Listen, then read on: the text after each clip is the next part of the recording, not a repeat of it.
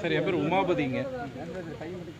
நான் கோவை பிரியாணி ஹோட்டல் அப்படின்னு கோயம்புத்தூரில் 2008 நடத்திட்டு வரணுங்க. இது ஒரு 17 வருஷமாக எனக்கு எந்த பிரச்சனையும் இல்லாமல் நிம்மதியாக பண்ணிட்டு 17 வருஷமாக நிம்மதியாக தான் தொழில் பண்ணிகிட்டு இருந்தேன். முந்தா நேற்று வந்து எங்கள் ஹோட்டலில் வந்து பள்ளி விழுந்துருச்சு அப்படின்னு ஒரு இன்சிடெண்ட்டுங்க. அது முதல்ல நானும் பார்த்துட்டு என்னையும் அந்த வீடியோவில் பார்த்துருப்பீங்க. நிறையா நியூஸ் சேனல்ஸ்லாம் கவர் பண்ணி எல்லாம் போட்டாங்க.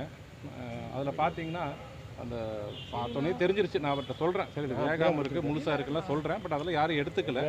அந்த டைமில் எல்லோரும் ஒரு இஷ்யூ மாதிரியே கொண்டு போயிட்டாங்க. அப்புறம் நான் அவங்கள ஒன்றும் பண்ண முடியல. அந்த நேரத்தில் எனக்கு பதட்டம். எல்லா கஸ்டமர்ஸ் தான் முக்கியங்கிறனால நாங்களும் உடனே ஹோட்டலை க்ளோஸ் பண்ணிட்டோம். ஃபுட் சேஃப்டி ஆஃபீஸர் வந்து செக் பண்ணாங்க, எல்லாம் பண்ணுறாங்க.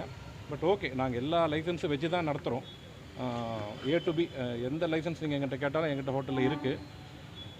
இது சரி தப்பு நடந்துருச்சுன்னு நான் நினச்சிட்டு இருந்த நேரத்தில் அதை போய் என்ன ரெக்டிஃபை பண்ணி திருப்பி எப்படி நடத்தலாம் அப்படின்னு நம்ம சுகாதாரத்துறை அவங்களெல்லாம் போய் அணுகி பார்த்துட்டு இருந்தேன்.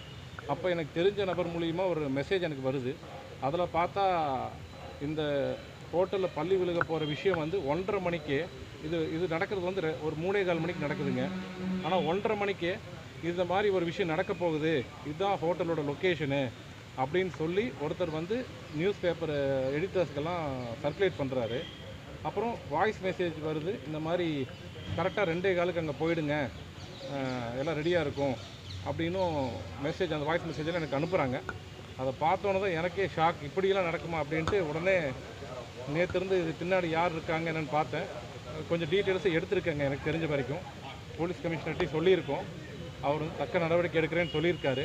கண்டிப்பாக போலீஸ் நம்பிடணும். நம்ம எல்லாருமே சிட்டிசன்ஸ் ஆஃப் இந்தியா, அவங்க நம்பி தான் ஆகணும். ஸோ அவங்க பண்ணி கொடுப்பாங்க சார். எனக்கு ஒரு சின்ன ரிக்வெஸ்ட் என்னென்னா, நான் உங்கள் எல்லாத்துட்டையுமே ரொம்ப தாழ்மையோடு வேண்டிக்கிறேன். ஃபுட் இண்டஸ்ட்ரி வந்து ரொம்ப ரொம்ப ஒரு சென்சிட்டிவான ஒரு இண்டஸ்ட்ரி.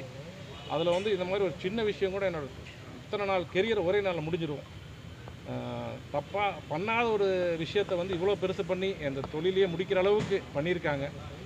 எனக்காகட்டும், என்னோட மாதிரி நடக்கிற ஹோட்டல் இண்டஸ்ட்ரி நடத்திட்டு இருக்கவங்களுக்காகட்டும், இந்த மாதிரி ஒரு விஷயங்கள் நடக்காமல் இருக்க நீங்கள்லாம் கொஞ்சம் ஒத்துழைக்கணும், எங்களெல்லாம் ஹெல்ப் பண்ணணும், காப்பாற்றணும்.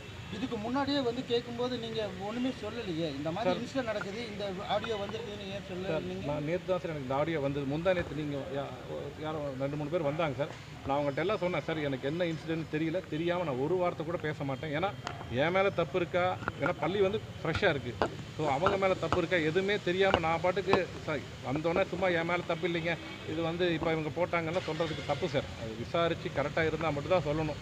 ஏன்னா இன்றைக்கெல்லாம் ஈஸியாக கண்டுபிடிச்சிடலாம், இதெல்லாம் மறைக்கக்கூடிய விஷயமே இல்லை. பட் கரெக்டு இது நடந்தது, அது எல்லாமே எங்கள் அன்ஃபார்ச்சுனேட்லி சிசிடிவி கேமராவில் எல்லாமே ரெக்கார்ட் ஆகிடுச்சு. அந்த தைரியத்தில் தான் நான் வந்து இன்றைக்கி உங்கள் எல்லாத்துக்குமே பேட்டி கொடுக்குறேன். பள்ளி போடுற மணி ரெக்கார்ட் ஆகிருக்காங்களா? ஆமாம் சார், கையிலேருந்து அவரோட ரைட் ஹேண்டில் போடுறது இருக்குது சார். பர்சனலாக அவங்க 4 பேர்த்த நான் பார்த்ததே இல்லைங்க சார். நான் நிறைய தடவை அதில் பார்த்துட்டேன், சிசிடிவியில் பார்த்தேன், இதுக்கு முன்னாடி பார்த்துருக்கு. நான் அப்படி இல்லை. அவர்கிட்ட ஒருத்தர் ஆனால் பேசுகிறது வந்து பவானியிலேருந்து ஒருத்தர் பேசுகிறாரு அப்படின்னு பேசுகிறாங்க அந்த லைவ் இந்த இதில். நட்ராஜன் நான் பேசுகிறேன், இதுதான் லொக்கேஷனு, உடனே போய் 2:15 போயிடுங்க, எல்லாம் ரெடியாக இருக்கும் அப்படி இப்படிலாம் சொல்கிறாங்க.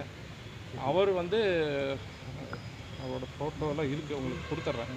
அது போக இவங்களுக்கு பின்னாடி எதுக்காக இதை பண்ணாங்கன்னா கண்டிப்பாக பேருக்கு எடுக்க தான் சார் பண்ணுவாங்க. தொழில் நடத்திட்டு இருக்கோம். ஏன்னா யாரும் வந்து ராம்சம்லாம் கேட்கல சார், இந்த பணம் கொடுங்க, இந்த இதை ஆஃப் பண்ணிடுறோம், இல்லை மிரட்டுறோம் அப்படிலாம் யாருமே எங்களை யாருமே பேசலை. எல்லா டிவிலையும் எல்லா சோஷியல் மீடியா நேற்று ஆக்சுவலி ஒரு டிவி இது எஃப்எம்மில் கூட பேசிகிட்டு இருந்தாங்க நம்மளோட ஹோட்டல் பற்றி.